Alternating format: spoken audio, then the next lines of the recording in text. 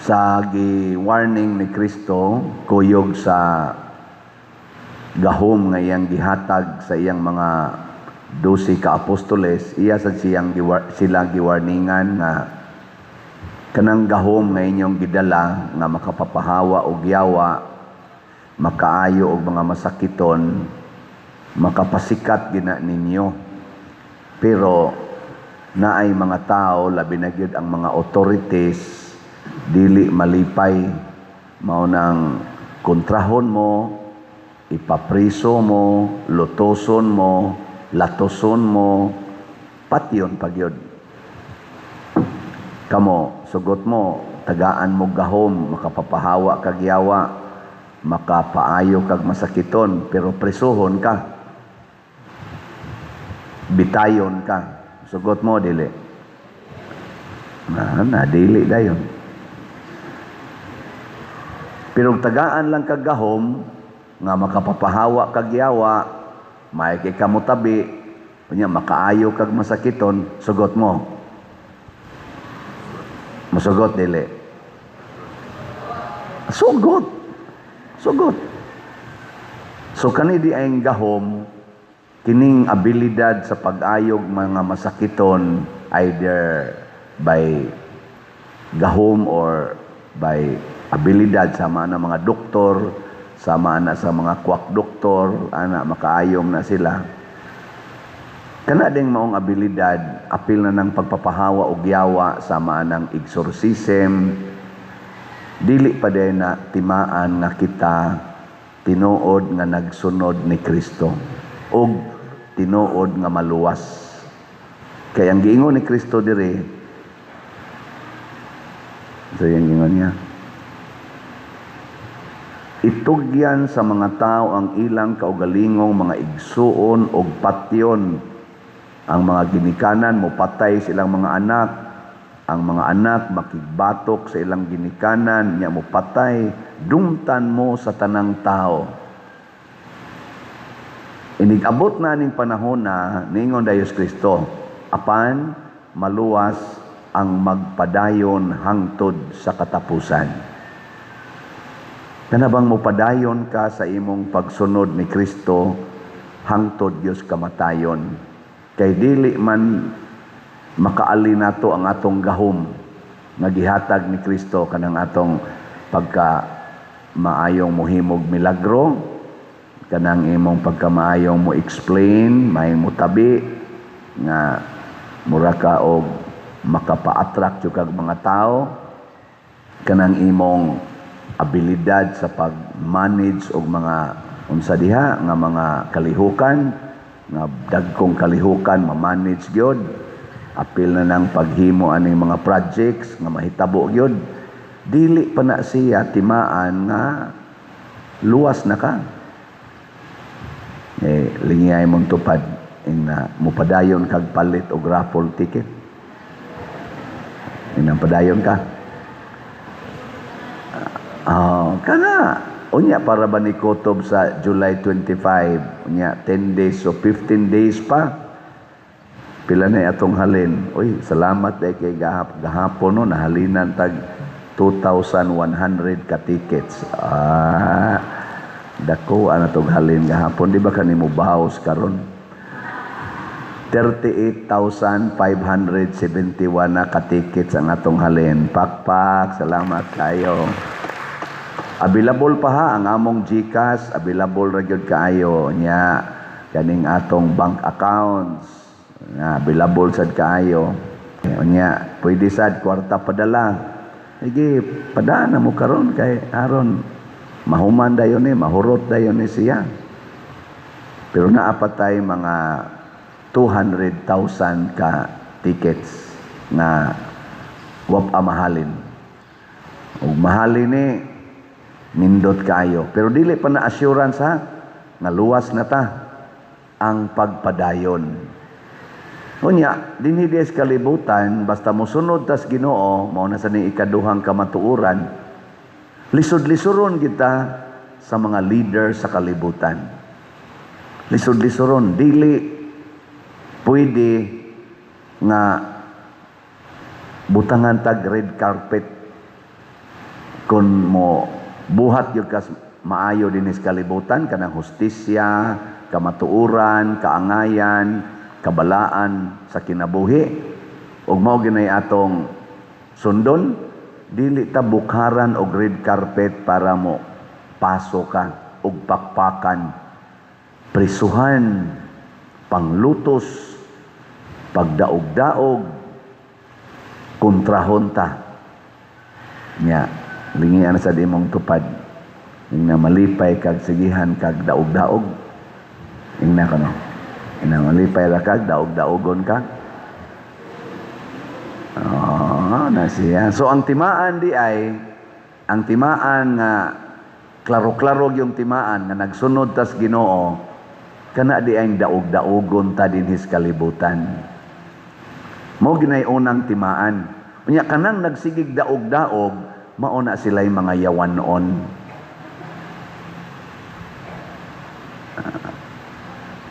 Sa pamilya pananglitan, kung ang anak sigihag kasaba sa inahan, kinsa may nagsunod sa Ginoo, ang anak o ang inahan?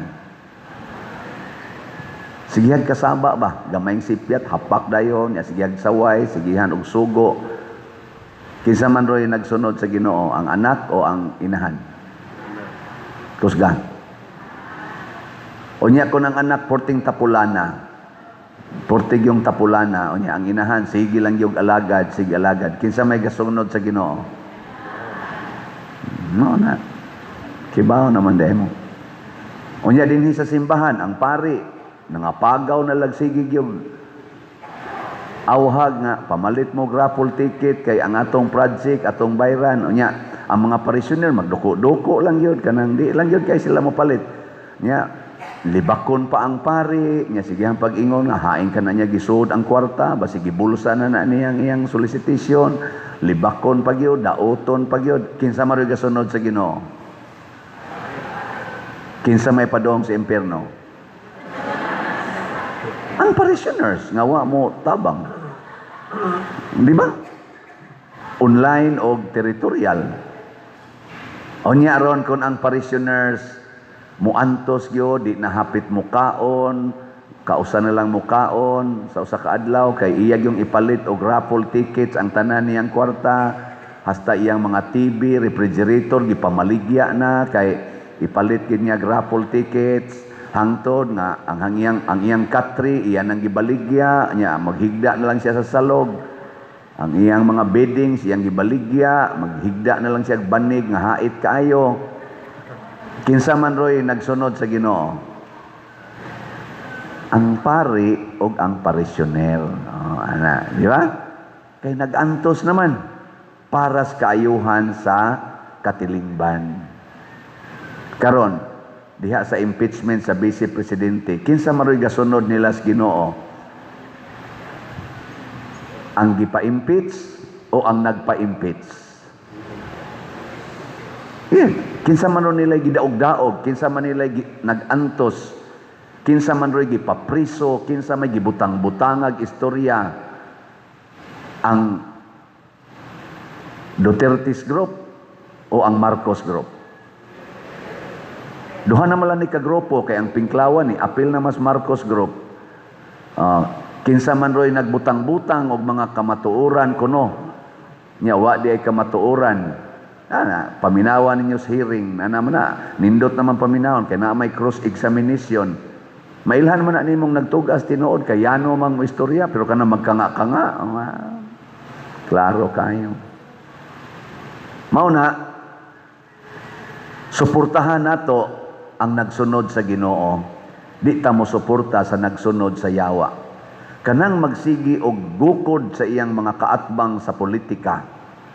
Kanang magsigig paningkamot nga mapriso gyud bisan iyang kapwa senador, mura man silang managsuon diha, mura na igsuon niya matud pa din Kristo, unayon kas imong igsuon pagpapriso, unayon ka pagpapatay, mura man silang igsuon diha sa Senate, kay elected man na sila tanan nato nga whole Philippines, kana sang naas Congress, mura sa na sila mga managsuon, gipangtaktak sa dangilang ubang igsuon.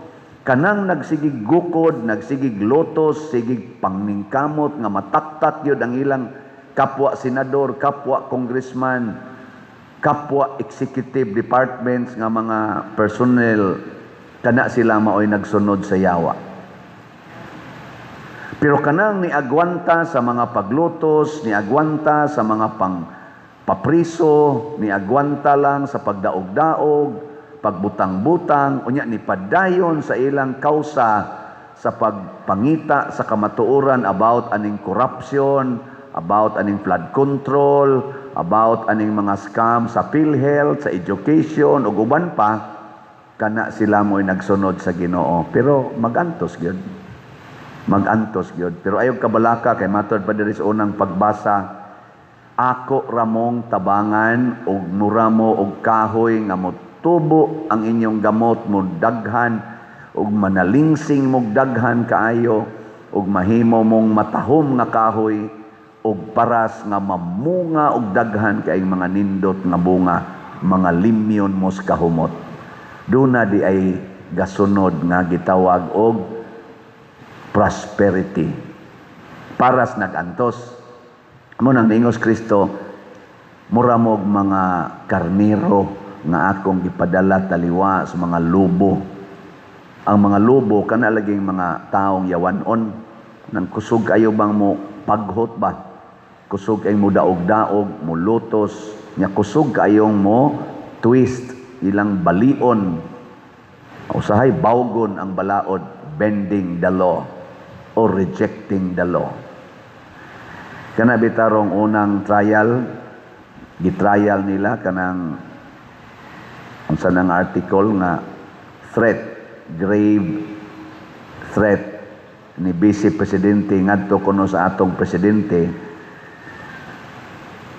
Ang akong nabati sa ilarong argumento didto, ang gipresentar sa prosecution maura kadtong porsyon nga niingon si BP Sara nga naanak ko'y gisabot nga tao nga kung magurgor ko, di gid siya mohonong, iya sang gorgoron ang tulo ka top officials, ang presidente, iyang asawa, ug ang kadtong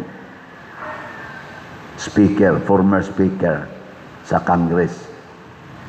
Mao na ilang sigihag balik-balik, diha ra na nga porsyon, pila ra na ka minutes or minutes naman siguro na, few minutes, mga 2 minutes naman siguro na, nga istorya.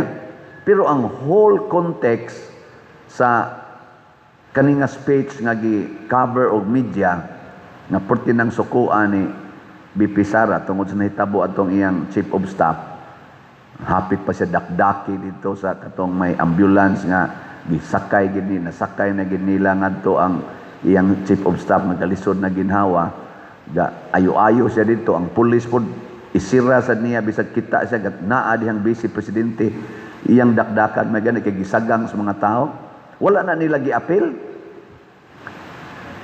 Ang pagkaway respeto ni atong pulis nga gidakdak unta niya ang pultahan sa ambulance, mapiit unta atong Vice Presidente, wala na nila giapil. Ug ang gisulti sad ni BP Sara nga naa sila'y threat nako sa iyang intelligence, naa siya'y threat. So ang una di ay nga ninghatag niyag threat kanang hulga sa iyang kinabuhi, mao kining mga tawhana. Munang niingon si BP Sara sa usa niya katok nga kung ang Vice Presidente maoy hulgaon, way kaso. Nya kung ang presidente mo'y hulgaon, na ikaso. Unsa man ko, wa ko gi-elect sa mga tao? Pariha man mi, elected man mi sa tao? Unsa man, dili ko entitled o protection sa gobyerno? O presidente na hulgaon? Hulga sa national security? Unya, ang vice presidente kung maunay baharan nga patyon, dili hulga sa national security? So, pasabot, gusto sa defense group nga ang konteksto unta mao'y ipresentar. Ang kontekst ba, nganong nasulti tos presidente, dili lang ang nasulti. Paragod karon god, moingon ko ninyo, nag-uol kay kustanan nga gamay raghalin ang ticket. Nya inyo din kong ingnon, tanawas, Father, Sige lagi sa pamaligyan ticket, hingwarta ginang parian. Hingwarta, naragi sa nakapokus, kada humili ticket lagi ng iya. Kada humili ticket. Saan lang iyang humili ticket na lang yun? Pero huwag nyo tanawa ang konteksto ng ato ding simbahan, why bell tower? Ang atong arsobispo sa Sugbo ni hangyo nga, ang tanang simbahan na agintay arang-arang og nindot nga kampanaryo. Wa ta ana, nya shrine ta, 163 years na ta. Di mo mauwaw ana. Di ta mauwaw ana. Hilom lagi mo. Nya wa tay adoration chapel, mandated kana sa kada parokya, labi na gyud kong shrine. Shrine na ta, wa tay adoration chapel. Ato ng trabahoon. Wa tay klarong public CR nga presentable og accessible, labi na gyud PWD og sa mga senior citizens. Ato kaagi dito, madakdak man ka madugay diha. Ari ka diri, mag-wheelchair ka, makasod na ka. Gakinahanglan ta ana. Nya kana diha nga atong atubangan, hazard kay nastanan nga maong building, unya nakaali pagid sa atong simbahan, wa magamit. Gastuan ta na aron himuon nato nga Walk of Apostles, mahimo siyang balaan, nya mo reimpose sa beauty sa atong shrine dinhi. Kay ang atong patron, apostolis man, naa dihang iyang mga companions, apostles. Di ba meaningful kayo? Nya walang gyapon mo mobati, Ingnon lang yung kuno ninyo, nga hingwarta, tungod anang sige lang yung hisgot og ticket. O kining ato mga lingkuranan, gubao na kayo, sooner or later, nagi madakdak diha. Kay malusno na ng inyong gilingkuran, kay giagay ay na. Dugay na. Mga lingkuranan, ato agad nang gi-repair karon, lingi argo di mong tupad, lingi ay na, okay ra na imong gilingkuran, ay na, okay ra. Oy, mauwaw na taanaw niya, shrine ta dinhi, 163 years, kana ray atong klases lingkuranan, ato sa ning nindot-nindoton. Bisag kana lang usa, nya punan pa nato, wa ta dinhi klarong social hall. Nya sa shrine, kinahanglang dunay pilgrim center, wa tay pilgrim center. Di ba? Napatay kumbinto, gubaon kay gnaw, nga tulan nang gimik-up-mik-upan karon. Pero gubaon yung kayo na. Tuwo kay nastanan, amo lang sa nang repair ang atop. Pero ang atop ana, bitaya na nagmaayo. Ato lang gi-repair. Nya, di tama. Kuan ana, munang ako, di ko muhunong, sige baligya og ticket. Muna'y context, dili na para ako. Nya, tanawa pagid ang context. Tanawa akong account. Tanawa akong kinabuhi. Naaba ko'y gitigom kwarta. Ana ba? Ug maon tanay pangitaon sa atong mga government officials, kining ilarong gipapriso nga si Rodante Marcolita, tinuod ba gid ni siya nga kawatan, plunder man ang kaso, nangawat ba gid ni unsa may konteksto atong wa niya gisulti ang mga ngan sa donors, nga hasta ang donor sa iyang 75 million, gipapriso mag-apil. Nya, og di ka mo tan-aw sa konteksto, masaag ang atong hustisya. Masaag, og mauna ang duwa sa kalibutan karon. Pero di ta mo apil ana. Ako, padayon ra jud kog imbitar ninyo, moingon ra jud ko, ang mopalit sa raffle ticket, malangit. Ang di mo palit, bisag na ay ikapalit, malagmit,